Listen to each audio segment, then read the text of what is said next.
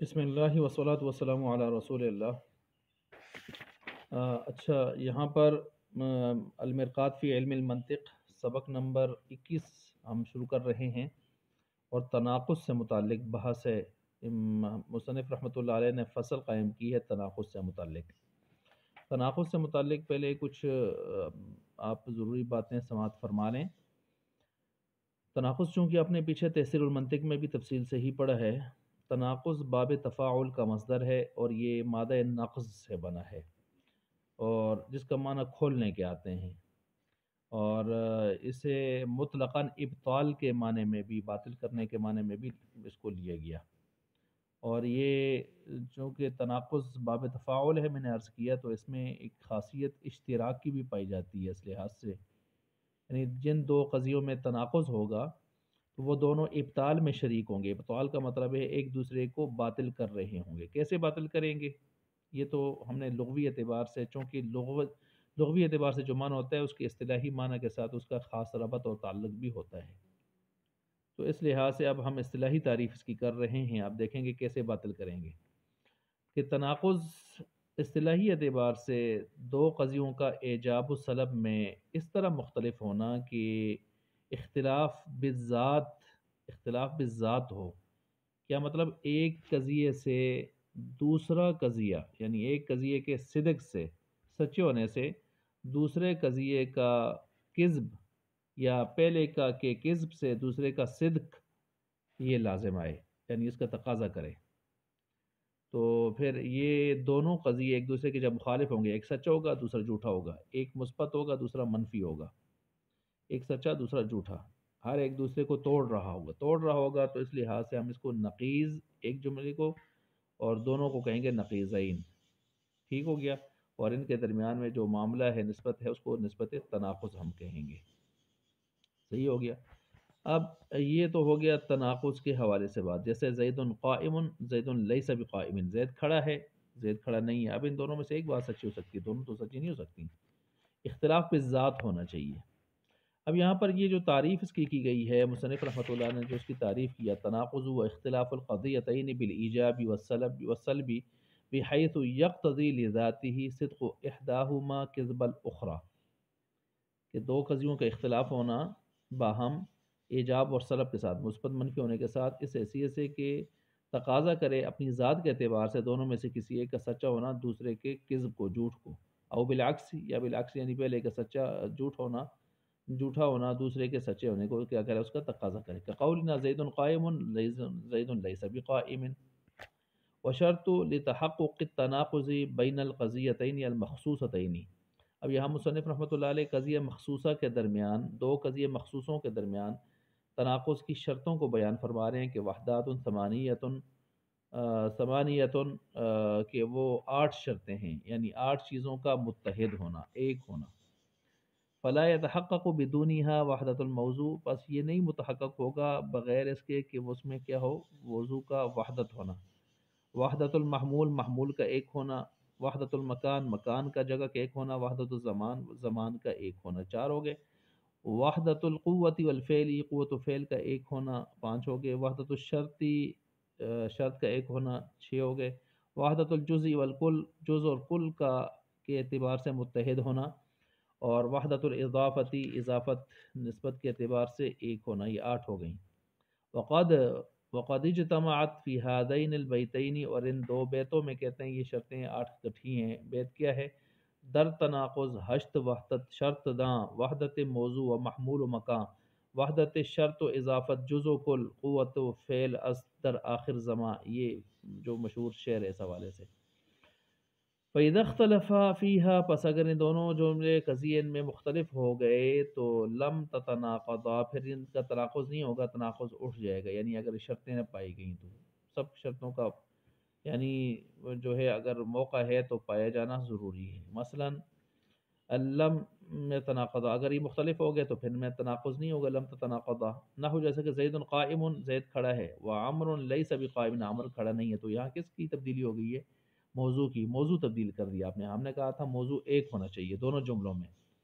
زید قائم میں موضوع کون ہے؟ زید ہے، تو عمر لیس بقائم دوسرے جملے میں عمر آ گیا موضوع، تو موضوع کی تبدیلی سے دونوں جملے سچے ہو سکتے ہیں، زید کھڑا ہو اور عمر کھڑا نہ ہو۔ تو ہم نے کہا تھا ایک سچا ہونا چاہیے، دوسرا جھوٹا ہونا چاہیے۔ زید قائد، زید لیس بقائم، زید بیٹھا ہے، زید کھڑا نہیں۔ اب یہاں پر محمول کی تبدیلی آپ نے کر دی ہے، موضوع تو ایک ہی ہے، تو یہ بھی کیا ہو گیا، ختم ہو گیا۔ کیا چیز بھائی؟ تناقض۔ زید موجود ای فی الدار، گھر میں ہے، زید لیس بھی موجود ای فی السوق، بازار میں نہیں ہے، تو یہ ختم ہو گیا، آپ نے جگہ تبدیل کر دی، دونوں سچے ہو سکتے ہیں۔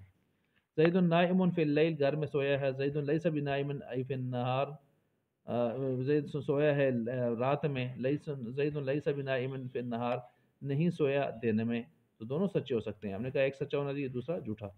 زید متحرک الاصابع ای بشرط کونہ کاتبا، زید کی انگلیاں ہلتی ہیں اس شرط کے ساتھ کہ وہ لکھتا ہو جب۔ وہ زید لیس بمتحرک الاصابع، اس کی انگلیاں نہیں ہلتی زید کی، ای بشرط کونہ غیر کاتبا، اس شرط کے ساتھ جب وہ کاتب نہ ہو، تو دونوں سچے ہو سکتے ہیں نا۔ کاتب ہوتے ہوئے انگلیاں ہلنا نہ ہلنا، یہ تناقض ہوتا ہے۔ والخمر فی الدن، اور مٹکے میں شراب، مسکر مسکر ہے بالقوہ، یعنی اب تو نہیں ہے، آئندہ ہو سکتی ہے۔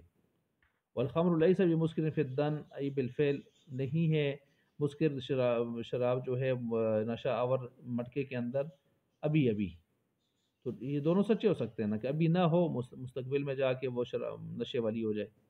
والزنجی اسود کلہ، زنجی سارا کا سارا کالا ہے۔ والزنجی لیس باسود، نہیں ہے اسود، ای جزء، اس کا ایک خاص جز یعنی دانت، تو یہ تو ٹھیک ہو گئے، دونوں جملے ٹھیک ہو گئے، دانت سفید ہے نا، باقی جسم کالا ہے، تو پورا کل جو لیا ہے وہی لوگ کل لیں، جو جز لیا ہے وہی جز اگلے میں بھی لیں، جز کل کا اتحاد بھی ہونا چاہیے۔ قوت لی ہے پہلے جملے میں، دوسرے میں بھی قوت لیں، پہلے میں فعل لیا ہے دوسرے میں بھی فعل لیں، اس ترتیب سے ہے۔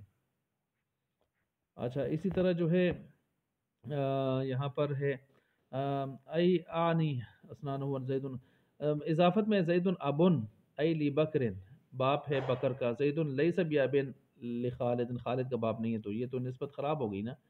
نسبت جب پہلے میں آپ نے زید کے باپ ہونے کی نسبت بکر کی طرف کی ہے، تو دوسرے میں بھی اسی سے نفی کریں نا، اگر دوسرے سے نفی کرتے ہیں تو دونوں جملے سچے ہو جائیں گے، ایک کا سچا ہونا چاہیے، ایک کو سچا ہونا چاہیے، دوسرا جھوٹا۔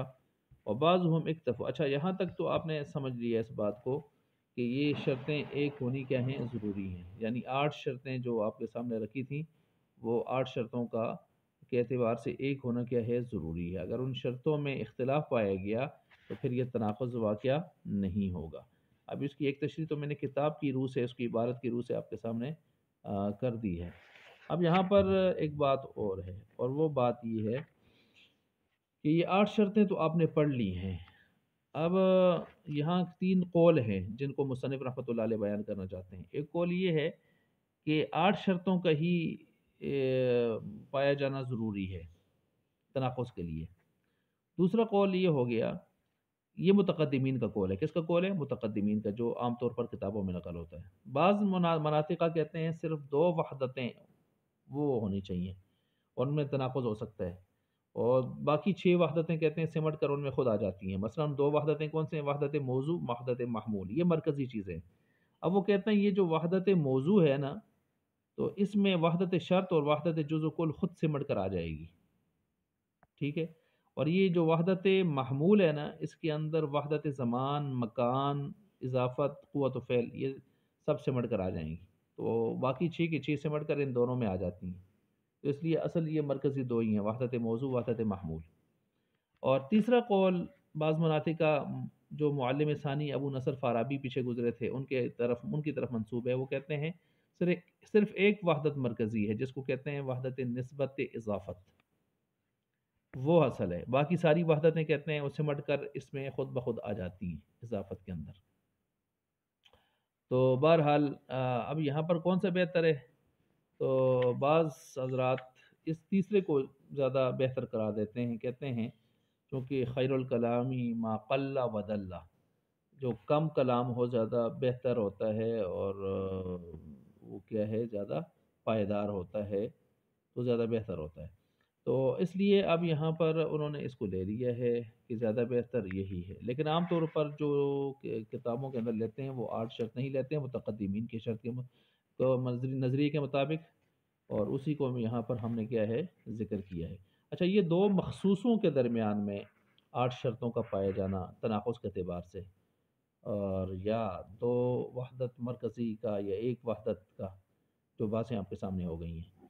اب رہ گیا کہ دو محصوروں کے درمیان، محصورہ قضیہ محصورہ جن میں سور ہوتے ہیں، مجبہ کلیہ، مجبہ جزیہ، سالبہ کلیہ، سالبہ جزیہ کے، تو ان میں تناقض کے پائے جانے کے لیے جو ہے سلسلہ ہے وہ الگ ہے، ٹھیک ہے؟ تو جیسے ان میں تناقض پائے جاتے ہیں ایسے ان میں بھی تناقض پائے جاتے ہیں، صرف اس میں 8 شرطیں، اس میں 8 شرطوں کے علاوہ ایک 9ویں شرط بھی ہے، کل جز کا اختلاف جو ہوتا ہے نا، اس کے اندر ایک 9ویں شرط بھی اس کے لیے رکھی گئی ہے۔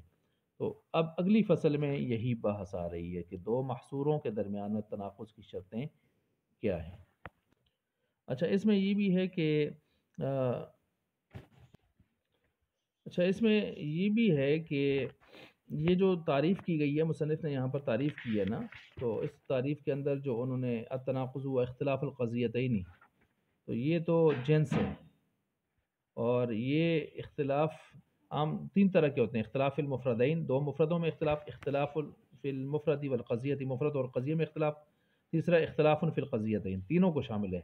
لیکن القضیتین کا لفظ جب بولا ہے تو اس نے آ کر، یہ فصل ہے، پہلی فصل، اس نے باقی دو اختلافوں کو نکال دیے، مفردین کا اور مفرد اور قضیہ کا، دو قضیوں کے اختلاف کو چھوڑ دیا ہے، ٹھیک ہے جی؟ وہ اس کو چھوڑ دیا ہے، اور ان سے منطقی بات نہیں کرتے، ان میں کوئی فائدہ کی باتیں نہیں ہیں۔ اسی طرح ایجاب اور سلب کی قید سے جو ہے وہ اختلاف تناقض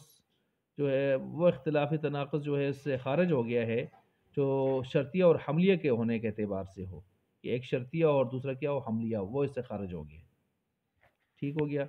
اور جو متصل اور منفصلہ ہونے کے اعتبار سے ہوتا ہے، اسی طرح جو ہے اس سے وہ اختلافی خارج ہو گیا ہے جو عدول اور غیر عدول، یعنی مطلب یہ ہے کہ قضیہ معدولہ اور غیر معدولہ کے اعتبار سے تناقض، وہ بھی اس سے خارج کر دیا گیا ہے۔ لذاتی ہی قید سے بھی کچھ چیزوں کو خارج کیا ہے، لذاتی ہی کہہ کر، تو لذاتی ہی سے کس کو نکال دیا ہے؟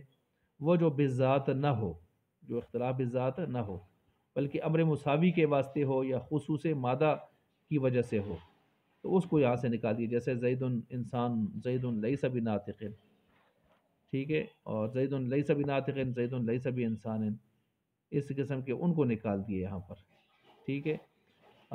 تو بہرحال یہ جو تعریف ہے اس کے اندر ایک جنس ہے، اور کچھ اس کی کیا ہے، فصلیں ہیں، جن سے تعریف کو جامع معنی بنایا گیا ہے۔